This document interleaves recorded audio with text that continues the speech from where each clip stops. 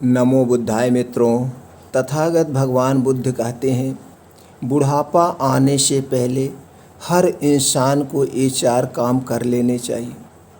अगर हर इंसान ये 4 काम कर लेता है अपने जवानी में, तो बुढ़ापे में घर, परिवार, समाज, पूरे देश में उसका मान सम्मान बढ़ जाएगा।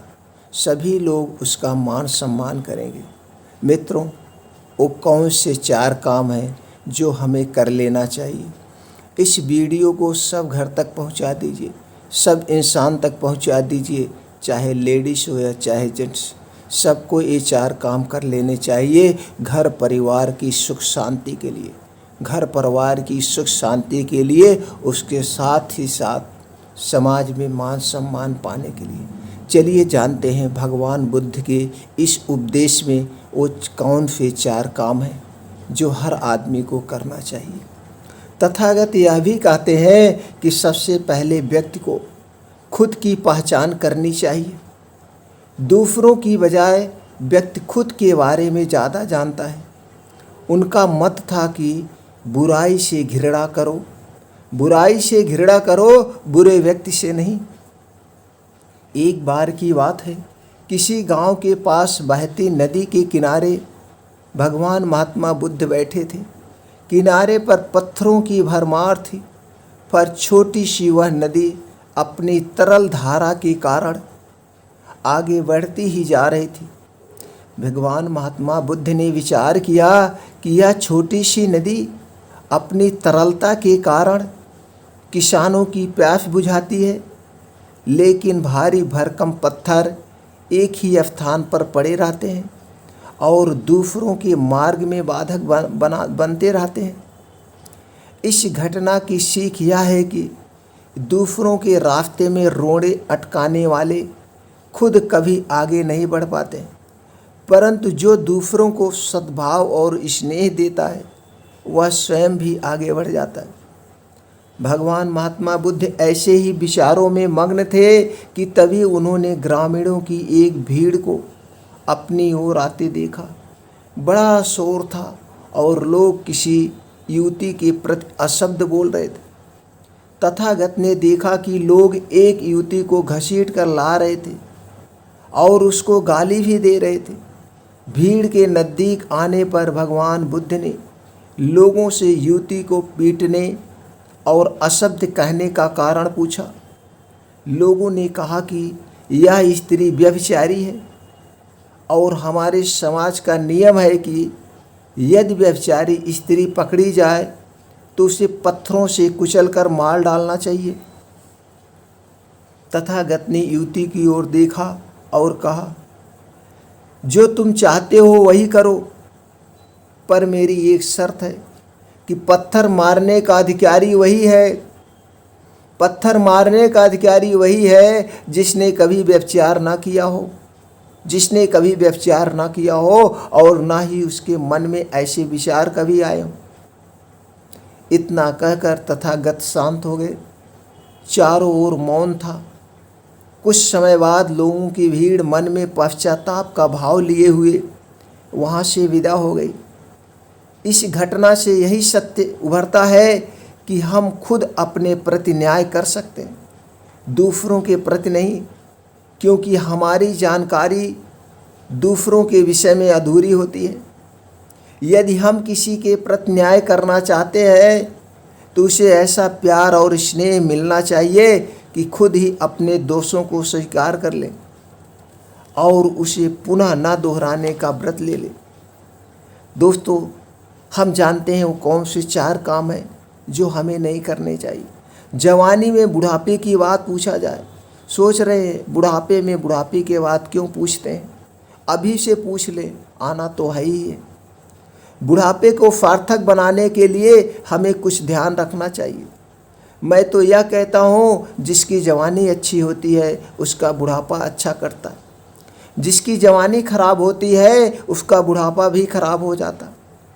हमें अपनी ज़िंदगी के हर पल को सार्थक बनाने का प्रयास करना चाहिए। जहाँ तक बुढ़ापे को अच्छा बनाने का सवाल है, कोई गारंटी है कि हमारा बुढ़ापा आए ही? जिंदगी को अच्छा बनाने का प्रयास करो और हम हर क्षण अच्छा क्षण बनाकर जिए तो आनंद होगा। जिन्होंने बुढ़ापे की दहलीज पर पांव रखा है, मैं उन सब से कहना चाहता हो कि अपने जीवन का कल्याण करना चाहते हो, कुछ खास बातों का ध्यान रखें। यह प्रश्न काफ़ी लंबा विवेचना की अपेक्षा रखता है, लेकिन मैं सार संक्षेप में कुछ बातें उन लोगों के लिए देना चाहता हूँ जो वृद्धावस्था के नज़दीक पहुँच गए हैं या वृद्धावस्था के दौर से गुजर रहे हैं, या बुढ़ापे का जीवन बड़ा विचित्र जीवन होता है, जिस शरीर में सत्व नहीं रहता, मन में बहुत इच्छाएं होती हैं और उस घड़ी उन बुजुर्गों को बहुत तकलीफ होती है जब उन्हें अपने ही संतान की उपेक्षा का पात्र बनना पड़ता है। ऐसी स्थिति में क्या करे मनुष्य? जीवन बहुत दुर्लभता से मिला है और अपने इस मनुष्य जीवन को सार्थक बनाने के लिए हमें कुछ कठिन तरीके से समझना चाहिए। हमारे यहाँ प्राचीन काल में आश्रम व्यवस्था रही। ब्रह्मचर्य आश्रम, गृहस्थ आश्रम, वानप्रस्थ आश्रम और फिर संन्यास आश्रम। सबसे पहले कहा गया कि अध्ययन काल में ब्रह्मचर्य पूर्वक अध्ययन करें, वह है ब्रह्मचर्य आश्रम। अध्ययन परिपूर्ण होने के बाद, यौवन में परिपूर्ण हो जाने के बाद गृहस्थ आश्रम में प्रवेश करने की व्यवस्था विवाह विधि से बंद करके थी। गृहस्थ आश्रम में प्रवेश करने के उपरांत यह कहा गया कि एक निश्चित समय अवधि तक कोई भी व्यक्ति गृहस्थी का पालन करे और जितनी ज़रूरत है उतना अर्जित करे। जब उसकी संतान योग्य हो जाए, अपने पाँव पर खड़े होते दिखे, तो फिर इस गृहस्थी के जंजाल से अपने आप को मुक्त कर कल्याण के रास्ते पर आगे बढ़ने का प्रयास करे।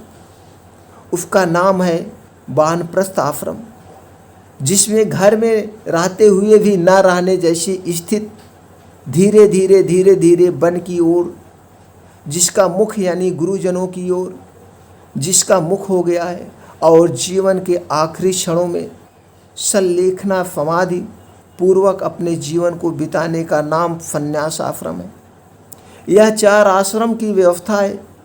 जब कोई भी व्यक्ति पढ़ रहा है, पढ़ने के काल तक उसे ब्रह्मचर्य से रहना चाहिए। पुराने युग में ब्रह्मचर्य पूर्वक ही गुरुकुल में अध्ययन होता था और प्रत्येक विद्यार्थी, चाहे वो राजकुमार भी क्यों ना हो, अपने अध्ययन काल में ब्रह्मचर्य के साथ रहा करता था। इन बातों के साथ मनोविज्ञान भी जुड़ा हुआ है। मनोविज्ञान के अनुसार 14 वर्ष के 4 साइकिल हमारे जीवन चक्र में चलते हैं। 14 वर्ष की जो प्रारंभिक अवस्था होती है, उसमें हमारा मानसिक विकास बहुत तेज गति से होता है। इस विकास का आधार बताया कि मनुष्य के मन में जब तक यौवन विकार प्रकट नहीं होते, तब तक उसका मानसिक विकास बहुत तेजी से होता है। भारत में पहले यह अवधि 14 वर्ष थी, अमेरिका में 12 वर्ष और अब भारत में 11 वर्ष। धीरे धीरे यौवन विकारों का उद्दीपन असमय आज के प्रवेश के नियमित होने से होने लगा है। तो 14 वर्ष की अवस्था जो प्रारंभिक अवस्था है, जिसमें मानसिक विकास होता है, और उसके बाद के 14 वर्ष की अवस्था में उसका पल्लवन होता है। तो इन 28 वर्ष तक के लिए अगर कोई ब्रह्मचर्य की साधना करता है, उसके बाद विवाह में प्रवेश करता है, तो वह एक योग्य संतान का जनक होने का सौभाग्य प्राप्त करता है। 28 वर्ष तक ब्रह्मचर्य, उसके बाद वह गृहस्थ आश्रम में प्रवेश करे।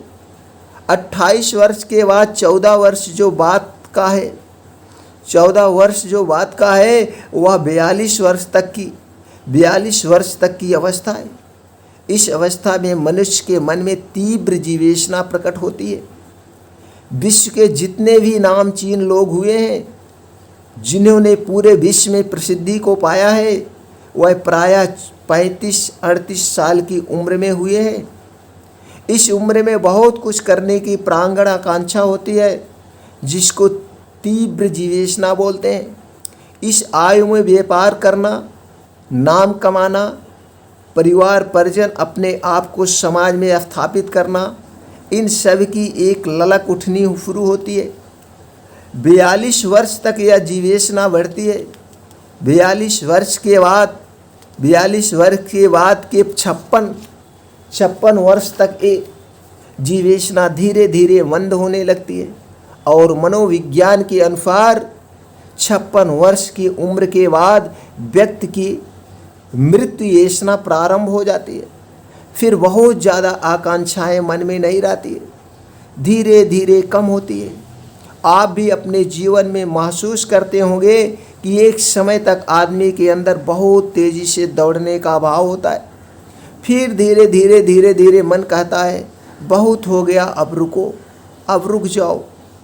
मैं आपसे धर्म के हिसाब से करना चाहता हूँ, मैं आपसे धर्म के हिसाब से कहना चाहता हूँ, प्रत्येक व्यक्ति अपने विवाह के दिन एक टारगेट फिक्स करे कि मैं कब तक सक्रिय गृहस्थी में जाऊँगा, मैं कब तक सक्रिय गृहस्थी में जीऊँगा। यदि किसी युवक का विवाह 24 से 25 वर्ष की उम्र में होता है तो वह तय कर ले कि आज से 25 वर्ष के बाद जब मेरा बेटा 20 से 22 साल का हो जाएगा, तब तक ही मैं पूर्ण सक्रियता के साथ गृहस्थी में रहूँगा।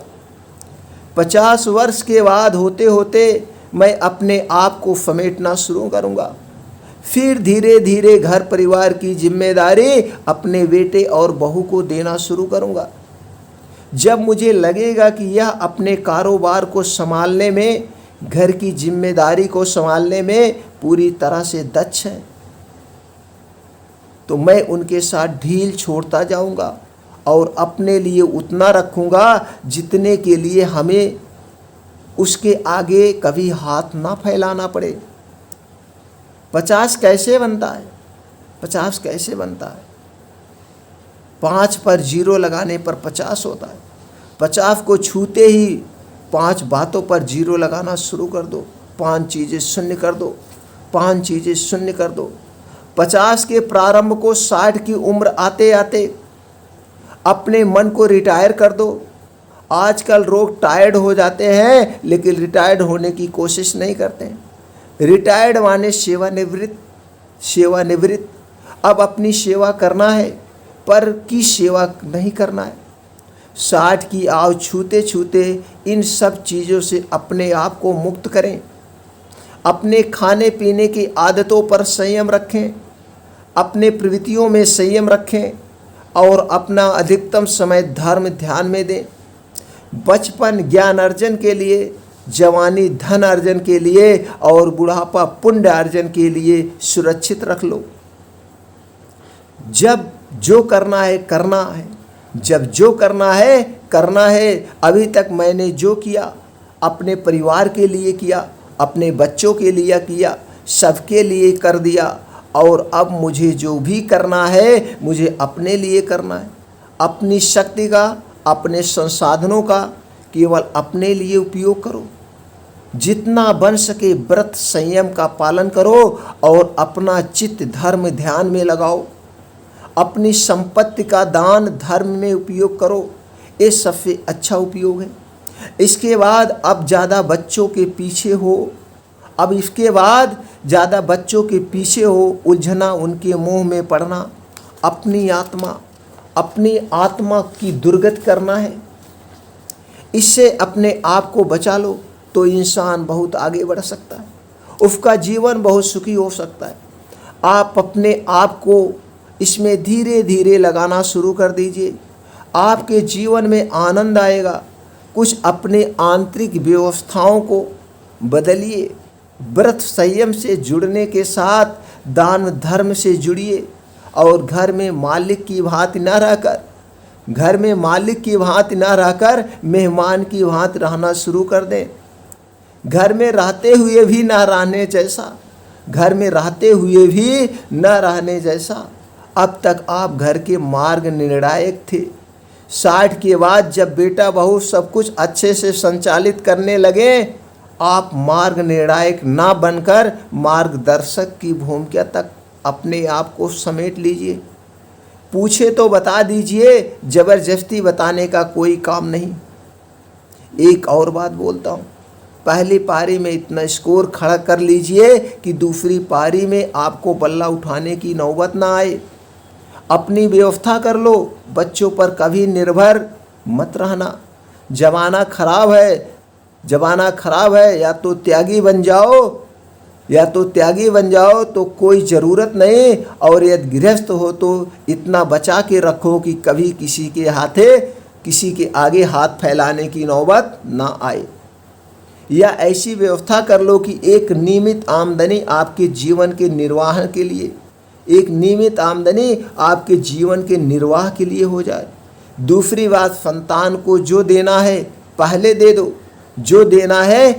दे दो, बाद में जो बचे अपने पास रखो। उसको अपने साथ ले जाओ, मतलब आज तक इस दुनिया पे अपने साथ में कोई कुछ लेकर गया, ले जा नहीं सकता, आप ले नहीं जा सकते, इसलिए अपने बच्चों को देते हैं, या आपको बच्चों को देना चाहते हैं इसलिए देते हैं। ईमानदारी से बताइए, अगर ऐसी व्यवस्था होती कि आपकी संपत्ति को आप अपने साथ ले जाने में सामर्थ होते, तो ईमानदारी से बताओ, अपने बच्चों को देकर जाते कि अपने साथ लेकर जाते? यदि अपने साथ लेकर जाने की व्यवस्था होती तो शायद एक भी नहीं होता देकर जाने वाला। हम आपको एक ऐसी व्यवस्था दे रहे हैं अपने साथ लेकर जाने के लिए। क्या आप तैयार हो? कैसे देखो आज अमेरिका, कैसे देखो, आप देख लो। अगर आपको ऐसा कुछ करना है तो आप पहले से कर लो, जिससे कोई दिक्कत ना हो।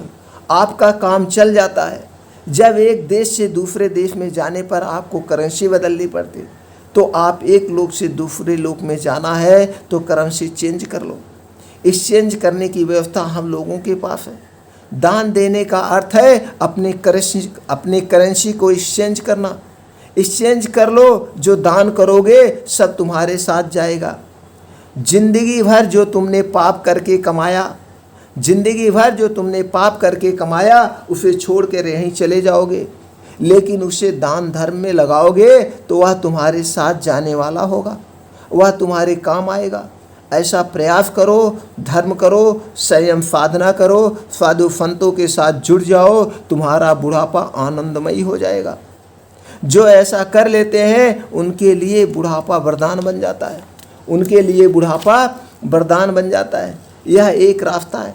मैंने देखा ऐसे अनेक लोग हैं जो अपने जीवन का सही दिशा में नियोजन कर लेते हैं, आखिरी तक जवान बने रहते हैं, और जो ऐसा नहीं करते हैं उनकी दशा बड़ी विचित्र हो जाती है। मैंने देखा कि शेर की तरह जीने वाले लोग कुत्ते की मौत मरे हैं। इसलिए अपने दुर्गत से बचना चाहते हो, बच्चों को पढ़ाओ, बच्चों को लिखाओ, वह बाहर जाए, रिटायर हो या रिटायरमेंट की उम्र में आओ, लग जाओ गुरु चरणों में, तुम्हारा बेड़ा पार हो जाएगा, जीवन का उद्धार हो जाएगा।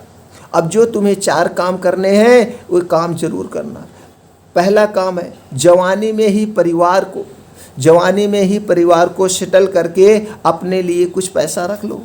अगर आप जवानी में हो, जान रहे हो कि रिटायर है, या आप एक सरकारी नौकरी कर रहे हो, या आप कोई बिजनेस कर रहे हो, इस बिजनेस के समय में आपने जो कुछ पैसा कमा रखे हैं, मान लीजिए आपके पास 3 बेटे हैं, आप 2 लोग हो, कुल मिला के 5 लोग हो, तो जितना पैसा आपने कमाया है उस 5 बराबर हिस्से में बांट दो उसी समय, रिटायरमेंट के पहले, जिससे कोई धन की दिक्कत ना हो। आज के समय में कितनी मौतें धन के पीछे होती है। बेटा बाप को मार देता है, पत्नी पति को मार देती है, तो आपके पास जो धन दौलत है उसको उसी समय बांट के निपटारा कर दो, और कुछ अपने लिए बचा लो, कुछ अपने लिए बचा के रख लो कि हम 60 साल के बाद जब रिटायर होंगे तो कुछ करेंगे। अब दूसरी बात जो है, जब 60 साल के बाद रिटायर हो जाओ तो खुद का कुछ ना कुछ बिजनेस कर लो जो आपके पास बिजनेस करने के बहुत सारे फ़ायदे हैं। एक तो आप बिजी रहोगे, अगर आप बिजी रहेंगे तो आप स्वस्थ रहेंगे, निरोग रहेंगे। आदमी अपने काम में बिजी रहता है। अगर आज की भाषा में देखा जाए, जो नौकरी कर रहे हैं वो 60 के साल के बाद अपने आप को मानते हैं हम बुजुर्ग हो गए, और जो बिजनेस नहीं कर रहे हैं, जो बिजनेस कर रहे हैं उन्हें पता नहीं चलता मैं कितने साल का हूँ, वो अपने बिजनेस में बिजी रहते हैं। तो 60 साल के बाद कुछ पैसे जो आप अगर नौकरी कर रहे हैं, जो आपके पास पैसे हैं, उस पैसे का छोटा मोटा कुछ बिजनेस कर लीजिए, उसी बिजनेस पे आप बिजी रहिए, और हो सके तो वहीं जहाँ बिजनेस करिए वहीं पे अपना बनाइए, दोनों पति पत्नी, और मस्त रहिए अपने में। घर परिवार जाना हो तो कम से कम हफ्ते में एक बार, 15 दिन में एक बार जाएंगे तो बहुत अच्छा सा मान सम्मान मिलेगा। और जो पैसे आप कमा रहे हैं, उस पैसे को आप बेटे को दीजिए, बहू को दीजिए, जिसको देना हो दीजिए। आपके कमाई से ज़्यादा है, आपके कमाई के खर्चे से ज़्यादा है। अपने स्वेच्छानुसार से 3 बेटे हैं तो तीनों को बराबर दीजिए, तीनों को बराबर निगाह से देखिए, बराबर सम्मान दीजिए। और जो कुछ पैसा कमा रहे हैं उसका 10% आप दान पुण्य करिए, किसी गरीब की सेवा करिए। कोई गरीब बीमार है और उसके पास इलाज कराने के लिए पैसे नहीं है, उसका इलाज आप करवा दीजिए। दारू पीने के लिए मत दीजिए, सिगरेट पीने के लिए मत दीजिए। किसी की बेटी गरीब है और पढ़ नहीं पा रही है, उसको पैसे को दे दीजिए, उसकी पढ़ाई को पूरा कर दीजिए, वो पूरी ज़िंदगी आपकी गुलाम हो जाएगी। किसी बेटी की शादी नहीं हो रही है, उस बेटी के शादी में आप अपनी कमाई से जो 10% बचत किए हैं उसकी शादी करवा दीजिए। उसका पूरा परिवार आपको मान सम्मान रखेगा और आपको भगवान मानेगा मरते दम तक। ये आपका परिवार, आपका बेटा नहीं मान सकता है, लेकिन अगर आपने किसी के साथ उपकार किया है, दान दिया है, तो ये दान और उपकार आपके पूरे लाइफ को चेंज कर देगा, पूरे लाइफ को चेंज कर देगा, और आपको आशीर्वाद मिलेगा। और दूसरों की जो सेवा की जाती है, जो दूसरों को दान दिया जाता है, उसे कभी किसी को मत बताना कि मैंने इसको दान दिया है, मैंने इनकी गरीबता में साथ दिया था, कभी मत बताना। आपने साथ दिया है, आपने दान दिया है, आपको पता है, और जिसका उपकार किया है, जिसको दान दिया है, उसको पता है। बस और किस तीसरे को जानने की ज़रूरत ही नहीं है। जब भी वो आपको देखेगा साक्षात आपके चरणों में गिर जाएगा, आपको भगवान से भी बड़ा मानेगा। इसलिए अपने कमाई का कुछ ना कुछ हिस्सा दान दीजिए, गरीबों की सेवा करिए, दीन दुखियों की सेवा कीजिए, ये काम करना चाहिए। और तीसरा काम जो है, घर पर कभी ना रहें, रिटायर हो जाएं, 60 साल के बाद हो जाएं, कुछ भी हो जाए, आप अपने आप को कभी मत मानिए कि मैं 60 साल का हूँ। आप अपने आप को मानिए मैं अभी 30 साल का हूँ, मैं बहुत कुछ कर सकता हूँ। और बिजनेस करिए, उसी बिजनेस से पैसे कमाइए और वहीं पे आप रहिए। घर आइए, दखलंदाजी मत दीजिए, क्योंकि आज की युवा पीढ़ी अपने आप में स्वतंत्र रहना चाहिए। चाहे वो बेटा हो, चाहे बेटी हो, चाहे बहू हो, सब स्वतंत्र रहना चाहिए। तो सबको स्वतंत्र रहने दीजिए। अगर कोई आपसे आदेश मांग रहा, सुझाव मांग रहा, तो सुझाव दीजिए, नहीं तो उनकी ज़िंदगी अपने ढंग से जीने दीजिए। हाँ, बुरे वक्त में आप उनके खड़े रहिएगा।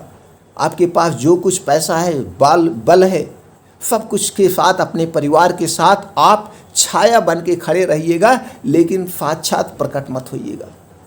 इससे मान सम्मान आपके घर में भी बना रहेगा और समाज में भी बना रहेगा, परिवार हो ऐसा हो। और चौथी बात जो है, घर परिवार में कभी भी दखलंदाजी ना करिए, कभी भी दखलंदाजी मत करिए। बेटा क्या कर रहा है, क्या करना चाह रहा है, अगर वो आपसे सलाह मांग रहा है तो आप कह दीजिए मेरे पास ऐसे विचार हैं, आप मेरे विचार को समझ लीजिए, मेरी सलाह को समझ लीजिए। और आप भी समझदार हो बेटा, आप हमसे ज़्यादा पढ़े लिखे हो बेटा, और ये दोनों विचारों को समझ लीजिए। इसमें से जो विचार आपको समझ में आए वो विचार को आप ले लीजिए। इस तरह से अगर आप रहते हैं तो आप कभी भी बुढ़ापे में कष्ट नहीं झेलेंगे, मान सम्मान बना रहेगा। अपने आप को बूढ़ा कभी मत होना, ये हमारा अवचेतन मन होता है। अवचेतन मन है, जिसको इंग्लिश में सबकॉन्शियस माइंड कहते हैं। इस अवचेतन मन को समझो। इसे आप कहोगे कि हम जवान हैं तो जवान मानेगा। तो दोस्तों, जो आदमी इन 4 बातों का पालन करता है वो कभी भी बुढ़ापे में कष्ट में नहीं रहता है।